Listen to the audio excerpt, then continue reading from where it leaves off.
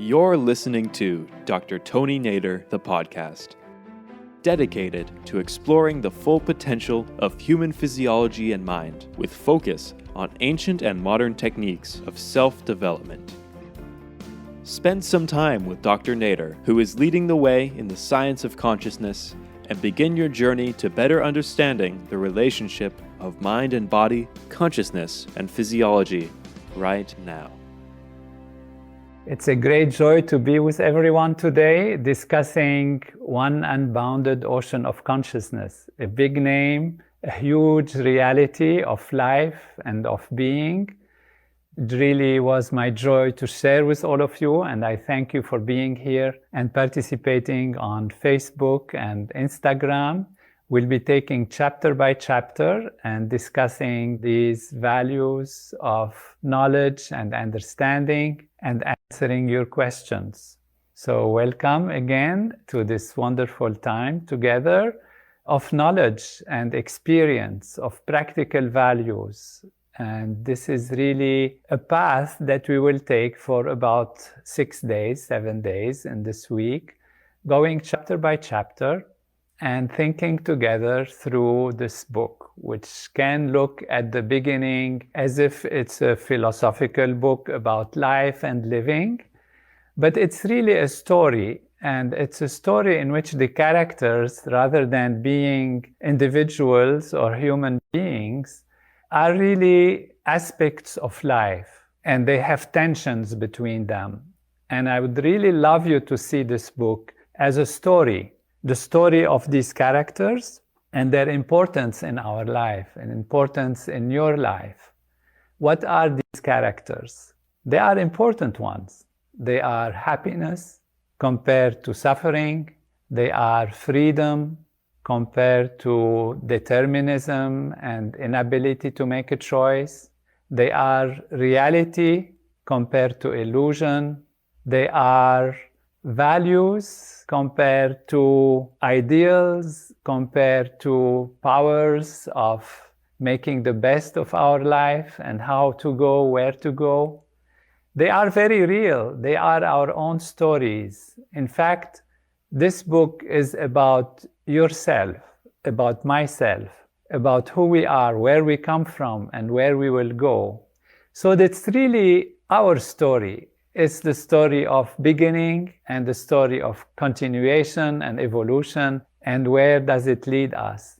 And how can we play the game of life if it's a game? How can we manage if we have choice and responsibility? How can we make the best of what we're living and what we're doing? And your questions have been fabulous. Some of them are advanced, which means in the sense of looking at the final solutions, the final end of the joy of the path, and finding the ultimate solution, the ultimate answers, which will be answered gradually through the book. So I will reserve them for later, and we'll address the questions that deal with chapter 1.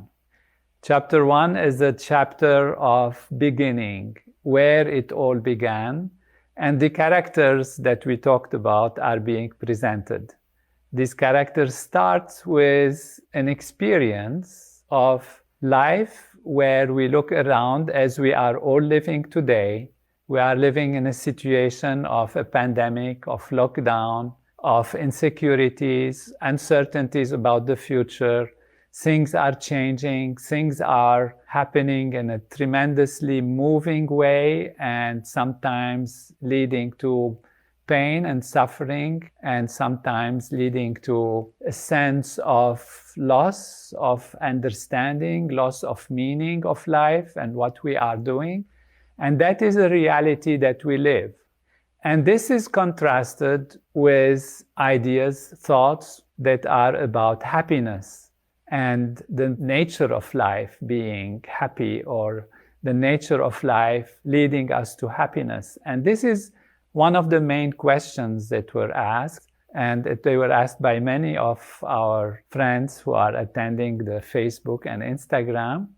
And that is, how come there is suffering if the nature of life is to grow?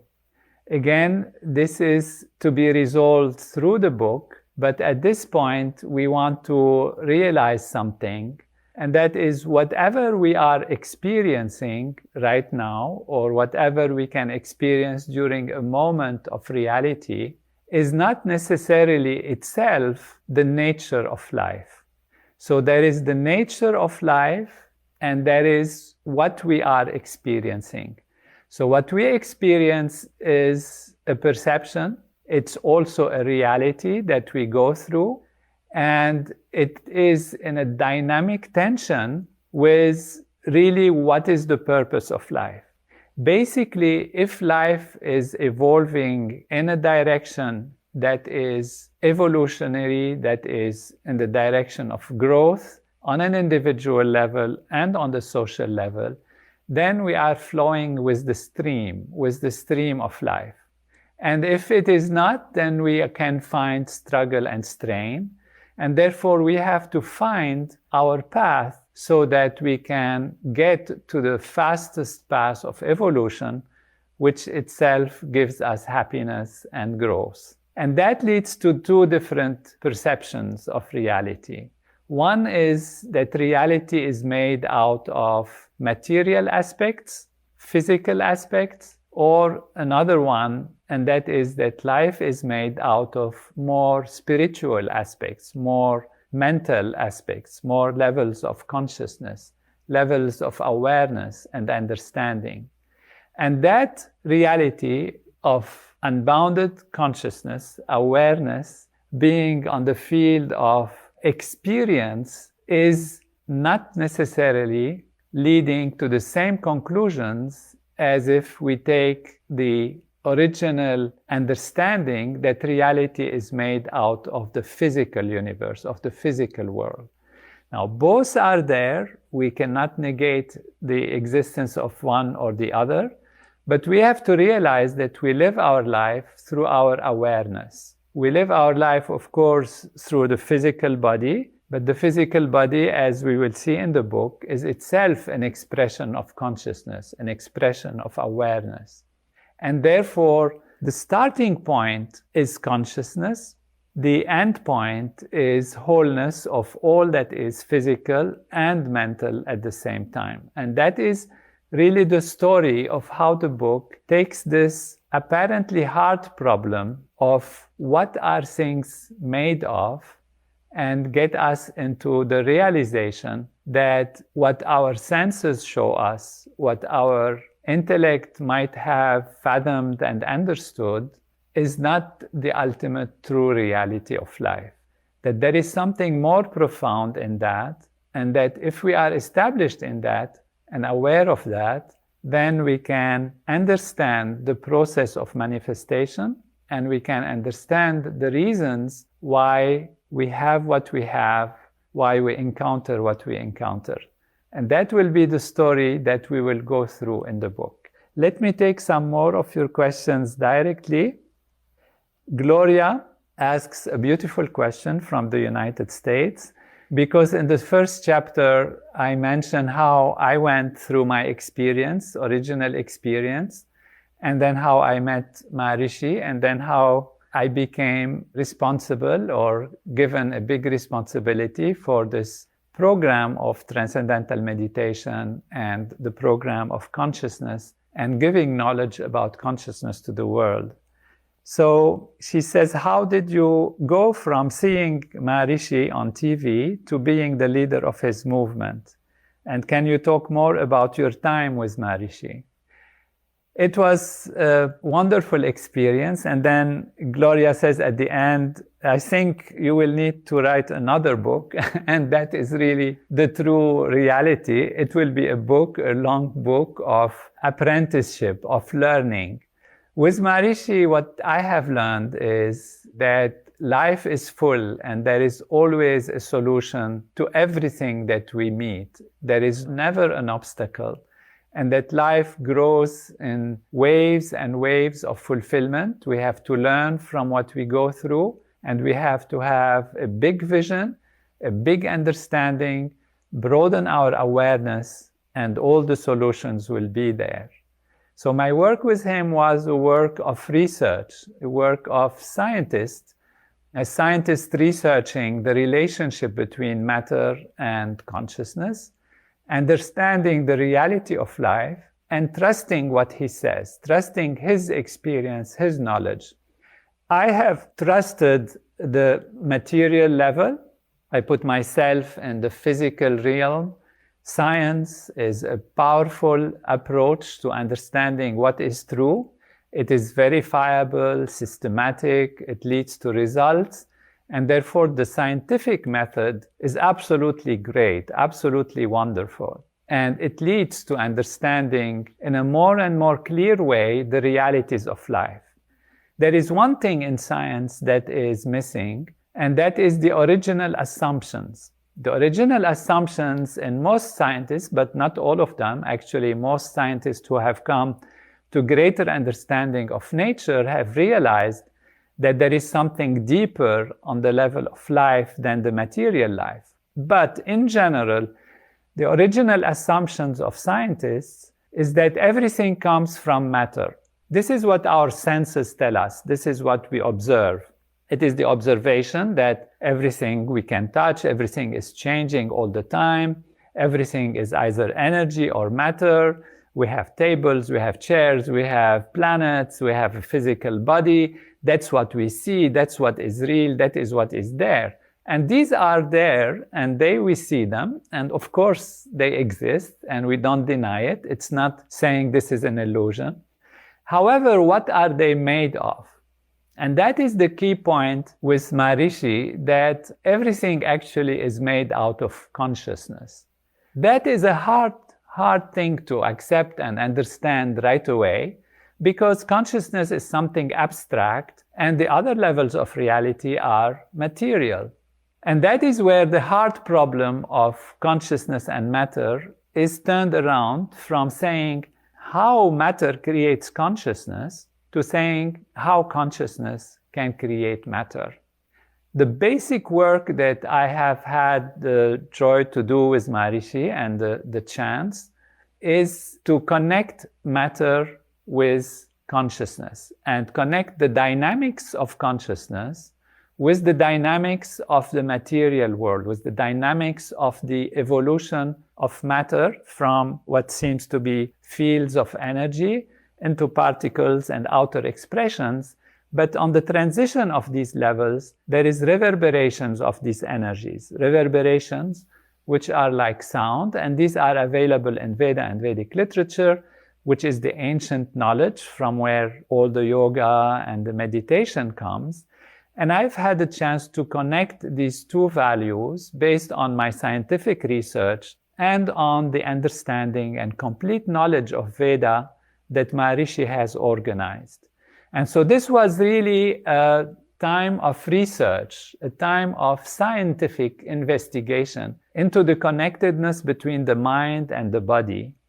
And guided by Maharishi, I found the connection between the dynamics of consciousness and the structure and function of the physiology. This was a lot of time that I spent with Maharishi, besides him training me in different fields, in different aspects of life, sending me to teach, to encounter people, to join people in different physical and mental circumstances of creating projects and working on different expansion of the knowledge and teaching it and taking questions intellectually and understanding that. And this is how gradually I grew to understand the true reality of life as I was myself practicing techniques and advanced techniques that he gave me and he trained me in that developed consciousness and made me bigger in my awareness and understanding, and led me to a point where, unexpected to me, I wasn't even myself expecting, he asked me to take this responsibility on the level of the movement.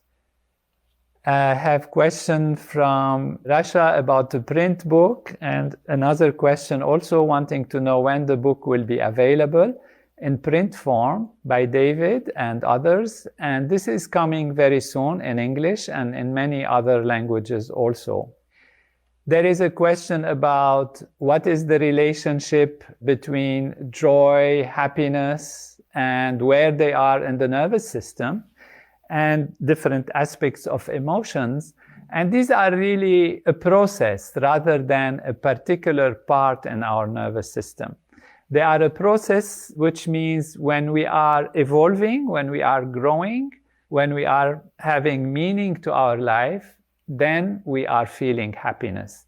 And so happiness has these two components, mainly the inner experiencer, that is the person who experiences the situation in life, and also the situations and the physical development on the surface level, and how they are leading us to understanding where we are, our role in life, and whether we are growing or not.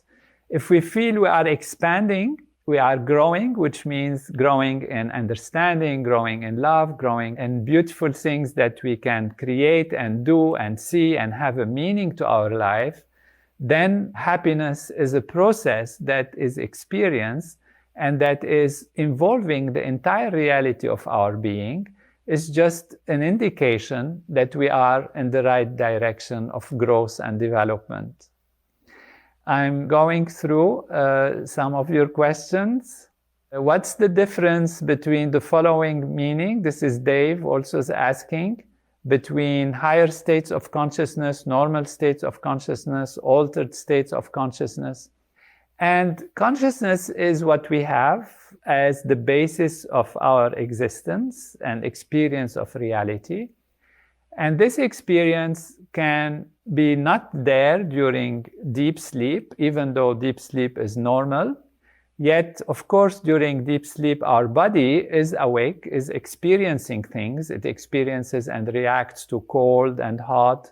So therefore, we can say it's a state of consciousness, but a lower state of consciousness in which our usual awareness is not there, but the body is aware of changes in the environment. If a sound happens, it can create an effect. And that is the deep sleep of consciousness, which is a normal state of awareness. The other normal state of awareness is the state of dreaming. It's also something we go through, all of us, naturally, without trying. And that has very important consequences in the body's functioning and healing process and many other aspects. And another way, of course, another aspect of normal states of consciousness is the waking state of consciousness. So we have three usual, we can call them, states of consciousness rather than just normal, because normal depends on what is the norm, what is the usual. So it is normal in the sense that this is the norm of the usual states that people go through. Altered states of consciousness are states of consciousness within waking, sleeping, and dreaming, but that are disturbed by chemicals or disturbed by injury to the nervous system, injury to the physiology. And therefore, they are not truly normal, but they are not also on the path of a higher state of consciousness. So they are altered. They could be altered by drugs. They could be altered by disease, by injury to the nervous system. And there you don't have a full value of either sleep or dreaming or waking state. And, they are not what is the normal states of consciousness. Now, you have higher states of consciousness, which are normal when we get them, which are not like an abnormality. They're not altered in the sense that they are not disturbed, but they are higher in the sense that awareness broadens.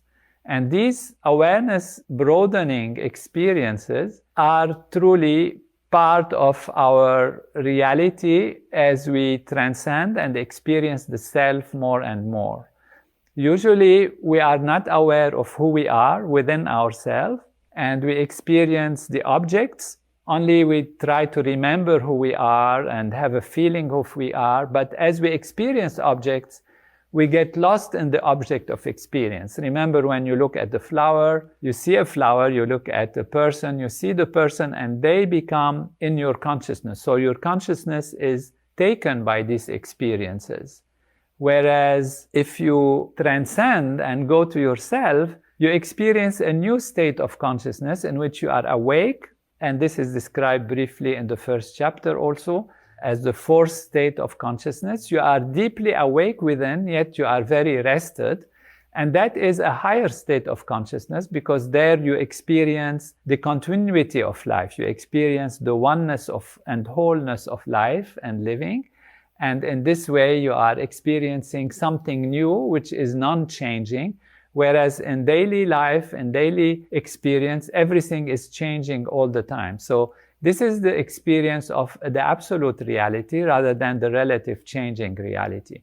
And when this starts becoming established in your life in a more stable, more strong way, then you are going to what we call higher states of consciousness. And these will be discussed also in the book in great detail in further chapters in the book. But this is just an idea because the question has been asked. The question here we have from Evan Finkelstein in the United States. Did Maharishi say no sacrifice, no suffering, no pain was necessary? Yet there are who even meditate, but they feel things and they experience these things. And he also asks if there is chaos in the universe, how come we can think of orderliness? There is also a question about physical matter and energy, about the unified field and why it is called silence. And all of these questions are going to be answered in great detail through the book because these are the fundamental questions. And indeed, they are alluded to in the first chapter because today we are focusing on the first chapter. And they are put there, as we said, as the individual characters of the play, of the story that is in the book. And these characters are going to play their roles, and we will see where they come from, how they develop, and how they can coexist, and how we can overcome those aspects which are not so favorable, which don't give us joy and happiness, and get to the position of inner peace and happiness and fullness for ourselves and society. So on the path, there will be things that come to us. Why they come to us, there is a reason. And that is usually based on responsibility, individual responsibility and individual choices, and the ability to have freedom, which is another very important player in this story that we have in the story of the book. And so we will put all of these together now that the tensions are created at the beginning, the tensions between these characters, which are very opposed to each other. And we will see them play their roles and where they come from, how they emerge, and where do they lead us, and how can we be masters of them, masters of these aspects, and rise above difficulties and pain and create happiness for ourselves and for society. Thank you for tuning into Dr. Tony Nader, the podcast. And if you're interested in learning more from Dr. Nader, please follow him on Facebook, Twitter, Instagram, and YouTube.